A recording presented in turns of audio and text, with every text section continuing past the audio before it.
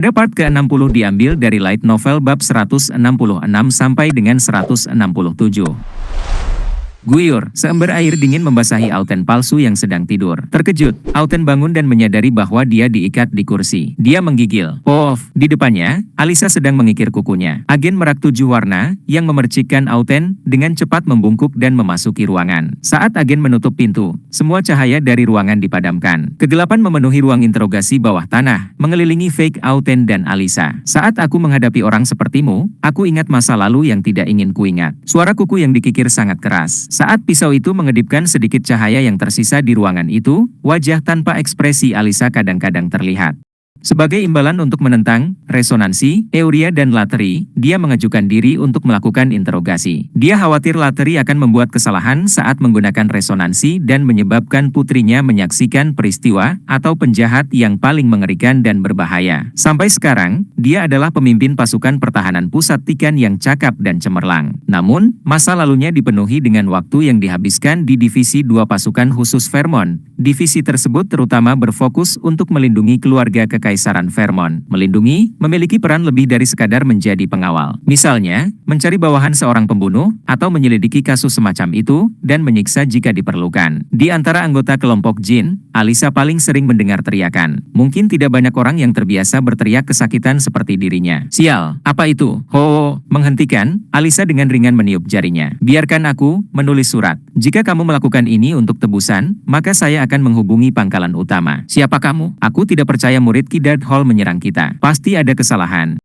Tidak ada kesalahan. Kursi yang kamu duduki sekarang adalah dunia kamu saat ini. Hah, kamu akan menyiksaku atau apa? Apa yang kamu mau dari aku? Informasi tentang asosiasi sihir hitam. Semua yang kamu tahu. Sepertinya murid Kidart Hall tidak mengetahui sesuatu, tapi tidak ada gunanya mengetahui lebih banyak tentang kita. Bahkan Kidart Hall mengatur hubungan jarak jauh dengan kami. Jika markas utama tahu tentang penyiksaan, kau sangat ingin tahu apa yang bisa kulakukan dengan kikir kuku ini, bukan? Pembunuh berantai Hesum, Mato Bakar. Bagaimana kau tahu namaku? Auten palsu. Mata Mato Bakar, pembunuh berantai Hesum, melebar. Selama 4 hari dia tidak sadarkan diri karena luapan mana. Alisa menggunakan merak 7 warna untuk mengungkap beberapa informasi tentang dirinya. Mereka mengidentifikasi waktu Auten Melson yang asli, yang adalah seorang vegetarian, menghilang dan dengan mudah mengetahui identitas Auten palsu melalui selang waktu ketika dia menyamar. Karena Mato adalah seseorang yang terkenal menikmati pembunuhan, dia menyebalkan bagi kerajaan Hesum yang kecil dan lemah. Alisa mulai mengikir kuku jarinya sekali lagi. Saya salah satu pemimpin divisi kedua di pasukan khusus Vermont. Dan orang yang menyerangmu bukanlah murid Kidart Hall, tapi pangeran ke-8 keluarga Kekaisaran Vermont. Apa? Sulit untuk dipercaya. Sama di sini. Aku tidak percaya bahwa seorang lelaki tua busuk bisa berubah menjadi alumni akademi yang tinggi. Sekarang, mari kita saling percaya satu sama lain. Ke-8, pangeran ke-8. Tidak mungkin. Ah, tunggu. Lalu yang membunuh Kidart of Profusion. Jika kamu ingin mengakhiri hidup kamu dengan nyaman, itu di luar cakupan topik saat ini.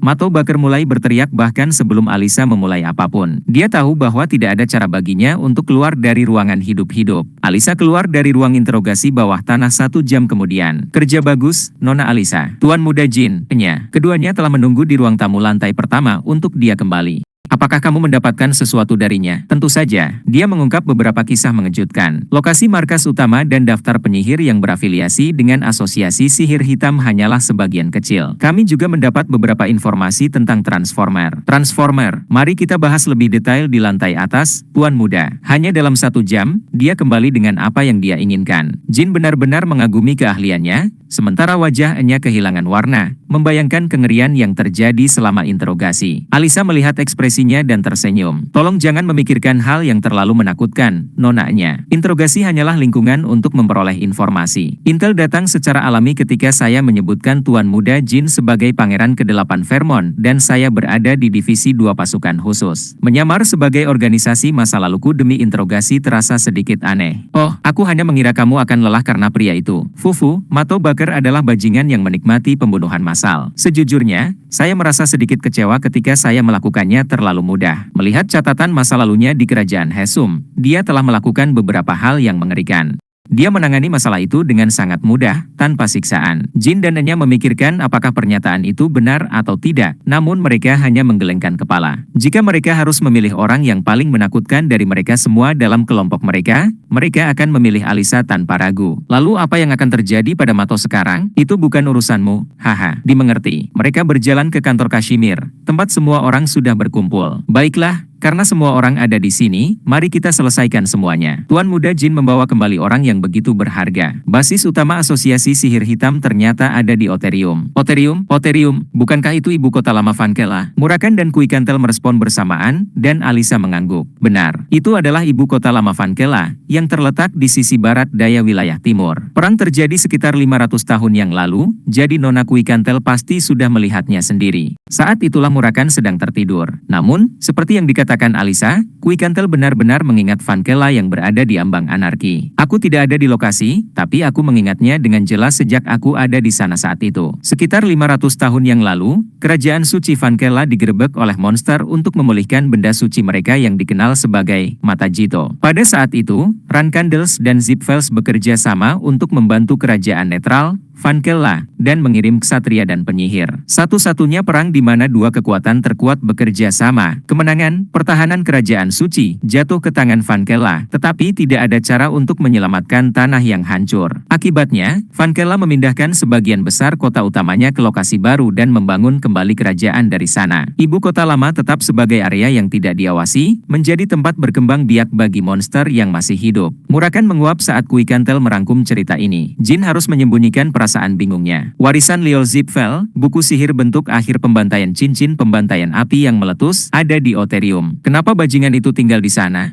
Asosiasi Sihir Hitam kemungkinan besar tidak mengklaim tanah itu secara tidak sengaja. Mereka diberantas di masa lalu oleh Liol Zipfel. Pada awalnya, dia berencana untuk mengalahkan beberapa orang jahat. Tetapi semakin banyak yang dia pelajari, semakin banyak masalah tak terduga yang muncul. Sudah berapa lama mereka berada di lokasi itu? Sekitar 50 tahun. Ngomong-ngomong, jika seperti yang dikatakan Tuan Muda Jin, Asosiasi Sihir Hitam bukan lagi hanya sisa-sisa. Seperti yang diharapkan, saudara laki-laki Cold Joe juga berafiliasi dengan grup tersebut. Masih ada lagi dari mana dia berasal. Alisa terus membacakan beberapa nama yang berafiliasi dengan Asosiasi Sihir Hitam. Semua orang di ruangan itu menghela nafas. 3 bintang 9 diidentifikasi. Tetua Hebat Akademi Vermont, Hue Jiron Hensir, Penguasa Lilistar, Susan Lilistar, Penyihir Agung ANZ, Chu Kontolderar. Sisanya berada di luar pengetahuan Mato. Sebelum aku membunuh Cold Joe, dia mengatakan bahwa di dalam Asosiasi Sihir Hitam, dia paling banyak masuk dalam 10 besar. Saya kira dia yang ke-10. Apakah mereka? Jika mereka sekuat itu, kurasa Kinselo bahkan lebih kuat. Jin juga hanya bisa terkejut. Dia tidak dapat membayangkan bahwa begitu banyak orang yang kuat dan penting berkumpul di sebuah organisasi jahat. Bahkan dalam kehidupan masa laluku, aku belum pernah mendengar tentang Asosiasi Sihir Hitam dan grup Kinselo yang tumbuh sekuat itu. Aku baru tahu, tapi aku yakin Rumah Utama dan Zipfel sudah tahu. Mereka mungkin melakukannya. Organisasi itu dipenuhi oleh semua jenis orang, jadi tidak mungkin Rankandels, Zipfels, dan keluarga Kekaisaran Vermont tidak peduli. Namun mengapa? Itu adalah masalah untuk mulai mengungkap, tapi satu langkah salah dan akan ada terlalu banyak orang yang harus dihadapi. Rumah Utama, Zipfels, dan keluarga Kekaisaran Vermont mungkin punya alasan untuk mengabaikan masalah ini. Entah mereka memiliki sesuatu untuk dipulihkan dari mereka atau mereka tahu mereka tidak boleh main-main dengan Asosiasi Sihir Hitam. Semua kekuatan dunia. Mengingat bahwa kekuatan dunia tidak ikut campur dalam bisnis Kinselo, Jin semakin yakin akan alasannya. Dan ada beberapa informasi yang lebih mengejutkan. Tampaknya grup Kinselo memiliki Bouvard Gaston si Transformer di tangan mereka, dan transformasi Mato Bakar menjadi Auten Melson adalah perbuatannya. Alisa membongkar sisa informasinya, dan mata Kashmir membelalak.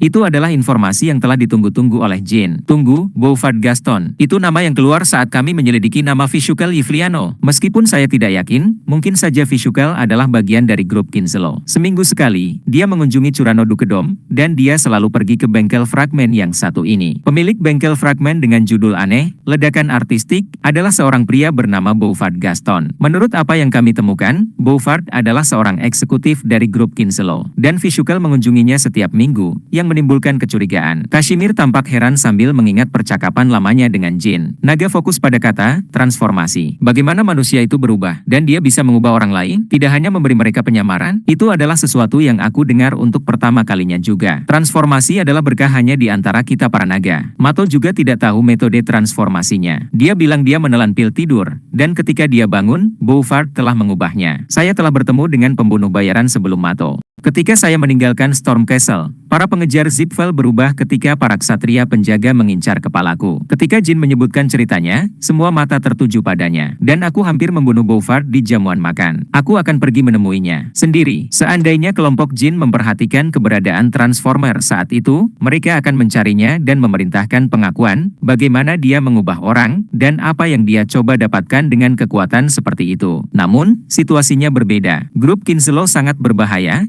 dan Transformer yang terkenal itu harus menjadi anggota integral organisasi. Jika sesuatu terjadi pada Bouvard, organisasi tidak akan membiarkannya. Bagus kami tahu. Aku akan segera berurusan dengan Bouvard. Ketika Kashmir melaporkan bahwa Bouvard adalah seorang eksekutif Kinslow, dia sedikit terkejut. Dia tidak berpikir bahwa berurusan dengannya akan menjadi masalah sebesar itu. Kami hampir membuat kesalahan fatal. Aku baru saja akan menyentuh sarang tawon. Aku harus berterima kasih kepada para penyihir gelap kapan-kapan.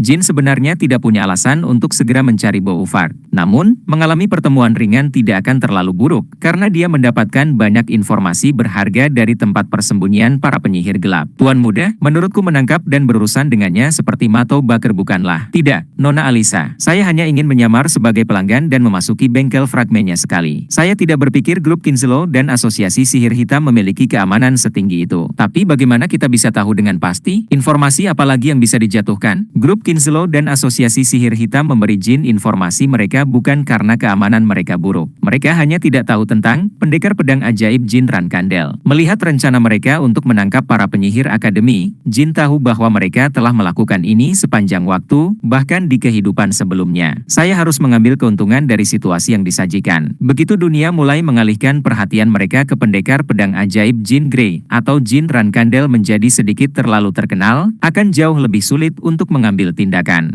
Pada saat itu, mengumpulkan intel akan lebih sulit 10 kali lipat. Saat orang mengetahui tentang Jin Rankandel, mereka juga akan mengetahui bahwa Tikan ada di bawah sayapnya. Jika kamu berkata begitu, melihat wajahnya setidaknya sekali bukanlah ide yang buruk. Dan Kinslow sama sekali tidak mengenal wajahmu. Apakah kamu akan pergi sendiri? Kashmir bertanya. Jin menggelengkan kepalanya dan menjawab dengan senyuman. Tidak, saya hanya mendapatkan orang untuk pergi dengan saya. Oh, dan Tuan Kashmir, tolong buat Merak 7 Warna mengumpulkan beberapa informasi tentang hubungan antara Kinslow dan suku Serigala Putih. Sementara itu, pasukan khusus Vermont mengalihkan semua perhatian mereka untuk menyelidiki para pemula di misi pemberantasan Asosiasi Sihir Hitam. Melihat ke dalam kasus ini adalah pemimpin Divisi 3 Wrach dan 3 bawahannya, bersama dengan pasukan khusus sihir Divisi 1 Letnan V3 dan 5 bawahannya. Apakah benar-benar tidak ada yang mengingat wajah mereka? Chip Pascal, kamu, Kin Maura, dan Mos Orel adalah orang-orang yang membawa mereka sebagai pengikut. Apakah masuk akal kalau kamu tidak tahu wajah mereka? Kami benar-benar tidak tahu, Letnan. Kami kehilangan hampir 20 penyihir yang akan melindungi kekaisaran, dan 2 bintang 6 bersama dengan 1 bintang 7 mati. Jika kamu tidak segera memberitahu saya, kekaisaran akan berada dalam bahaya besar. Faye berteriak pada mereka, dan ketiga novis itu memejamkan mata. Yang berani adalah Chip. Tapi Pak, kami benar-benar tidak tahu apa-apa. Itu mungkin karena luapan, tapi aku tidak ingat kejadian itu. Kami memberitahu kamu semua yang kami tahu. Kamu kecil, dan yang terpenting, jika bukan karena mereka, tidak ada seorang pemula pun yang akan selamat. Sejujurnya, kami ingin menemukan mereka untuk membayar hutang. Itu benar, Letnan. Kami hanya ingat nama Jin dan Austin Gray. Jika kamu menemukannya, maukah kamu memberitahu kami? Bukan hanya kita bertiga, tapi aku yakin semua orang memiliki pemikiran yang sama. Sebagai novis akademi yang dihormati, kita tidak boleh melupakan hutang budi kita. Wrach dan Faye menghela nafas. Semua novis itu sama. Mereka pasti tahu sesuatu, tetapi mereka semua tutup mulut. Maura, Orel, dan Chip mengatakan bahwa mereka hanya ingin membalas budi. Tidak ada hal baik yang akan terjadi jika kedua agen mengetahui bahwa para pemula ditipu oleh sepasang peniru pasukan khusus. Plus, ketakutan mereka terhadap Jin lebih besar. Adapun para pemula lainnya, mereka memiliki alasan yang berbeda. Di antara mereka yang mengalami Heavenly Deviance, mereka hanya berpikir bahwa Kidart of Profusion kembali dari kematian. Bagi para penyihir, ketenaran Kidart tidak ada bandingannya. Meskipun para pemula belum pernah melihatnya sendiri, banyak dari orang tua mereka yang mengalami sihir Kidart secara langsung. Dan mengikuti jejak orang tua mereka, para novis tersedak di hadapan mantra yang berlebihan. Bagaimanapun, itu adalah kedatangan kedua Kidart atau muridnya yang membunuh para penyihir gelap. Jadi mereka tahu bahwa pasukan khusus tidak punya alasan untuk mengejarnya. Dibandingkan membeli kebencian Kidart, membuat pasukan khusus sedikit lebih kecewa itu lebih baik. Orang tua para novis juga berpikir demikian. Pada kenyataannya, yang harus dikejar oleh pasukan khusus adalah asosiasi sihir hitam, bukan Kidart.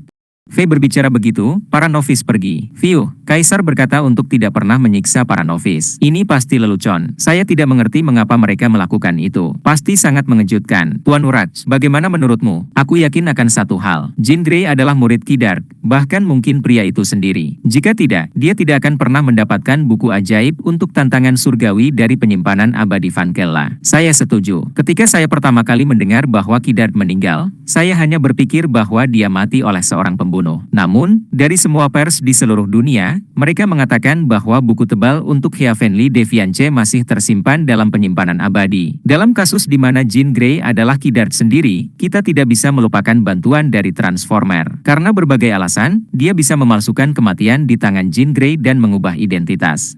Transformer misterius yang dikejar grup 1 dan 3. Jika demikian, apakah Austin Grey membunuh suku Serigala Putih? Urats tidak menjawab dan melihat sekeliling tempat kejadian. Austin lebih kecil dari Jean Grey dan memiliki kumis yang tidak pas. Mereka juga mengatakan bahwa suaranya terdengar aneh. Perkiraan usia adalah pertengahan remaja hingga awal 20-an. Itu adalah bukti yang diberikan oleh semua orang selain Chip, Maura, dan Orel. Meskipun orang tua mereka akan menyuruh mereka tutup mulut, tidak memberitahu pasukan khusus apapun masih sedikit mencekik. Karena kedatangan mereka yang terlambat, jenazah Goltep sudah membusuk sedikit, tapi palunya belum. Urats tidak bisa melepaskan pandangannya dari senjata yang terbelah sempurna menjadi dua. Dia hanya bisa memikirkan satu nama. Dante Hairan, tubuh kecil, suara aneh, dan anak laki-laki yang bisa membelah palu itu menjadi dua. Dari pengetahuanku, Dante adalah tersangka yang kuat. Aku harus pergi ke klan Hairan kapan-kapan. Malam itu, Urats mengambil kedua bagian palu dan mencari klan Hairan. Kemudian, dia mendengar kata-kata ini. Saya tidak berada pada level di mana saya bisa membaginya dengan bersih. Melihat penampang, orang yang kamu cari setidaknya harus bintang 8. Ngomong-ngomong, siapa yang membunuh para penyihir gelap? Jean Grey. Berkat itu, Dante punya lebih banyak hal untuk dibicarakan dengan Bradin. Mereka juga memiliki lebih banyak hal untuk dibicarakan dengan Jean pada pertemuan berikutnya. 30 Oktober 1796. Dalam perjalanan untuk menemui Bouvard di Curano Dukedom, Jean harus melewati gerbang transfer kerajaan Kon. Dia kemudian mampir ke bar tempat dia minum bersama Bradin dan Dante. Dia menghabiskan hari seperti itu. Saat makan siang, dia membeli tiket untuk transfer dari wilayah tengah kerajaan Kon ke Curano Dukedom. Sore hari, gerbang transfer dipenuhi oleh bangsawan keliling dan pekerja dalam perjalanan bisnis. Dengan kacamata dan tanpa pedang, Jean memiliki sarung tangan untuk menyembunyikan semua kapalannya. Dia tampak seperti seorang pengusaha. Hadirin sekalian, gerbang transfer akan dibuka dalam 15 menit. Sampai saat itu, mohon tetap di tempat dudukmu. Pramugari memeriksa penumpang. Klop, klop. Jean mendengar suara sepatu, yang baru-baru ini menjadi tren di kerajaan Kon. Pemilik langkah kaki itu berhenti di sebelah Jean dan berbicara.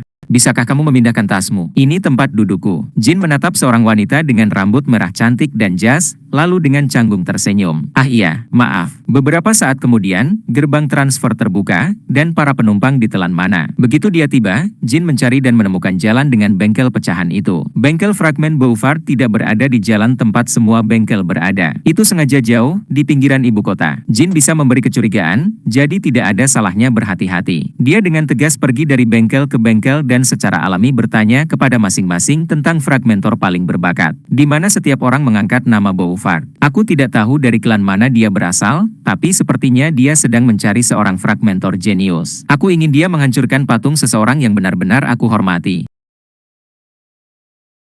Di sudut kecil di sisi barat kota, kamu bisa menemukan bengkel Bouvard Gaston. Cobalah pergi ke sana. Jika menurutmu dia masih kurang, maka tidak ada orang lain di Curano yang bisa memuaskanmu. Aku sebenarnya sedang mencari fragmentor terkenal di jalan. Ini pertama kalinya aku mendengar nama seperti itu. Bouvard Gaston? Belum pernah mendengar namanya di majalah seni Vermont. Yang paling berbakat tidak selalu terkenal. Jika saja kepribadian Bouvard baik-baik saja, dia akan menjadi pematung kaisar. Mungkin dia akan dibina oleh Kaisar Vermont. Apakah dia sehebat itu? Di antara mereka yang tahu, Bouvard dikatakan sebagai dewa pemecah belah. Saya tidak mengerti mengapa para dewa memberi orang yang begitu mengerikan bakat yang luar biasa. Aku sangat cemburu, aku bisa membunuhnya. Haha, tenanglah, Tuan. Kamu tidak akan tahu, karena kamu bukan dari sini. Tapi jalan bengkel Curano dulu 2 kali lebih besar. Tapi setelah Bouvard muncul, banyak fragmentor yang menyelamatkan kreasinya dan menghentikan pekerjaannya. Hah, Bouvard, Jin melihat di perjamuan tidak memiliki citra seperti itu, tapi sepertinya dia diperlakukan sebagai yang terbaik dari yang terbaik. Apa hubungan antara sihir transformasi dan fragmentor? Dengan pertanyaan itu, Jin mulai berjalan menuju bengkel fragmen. Setelah beberapa saat,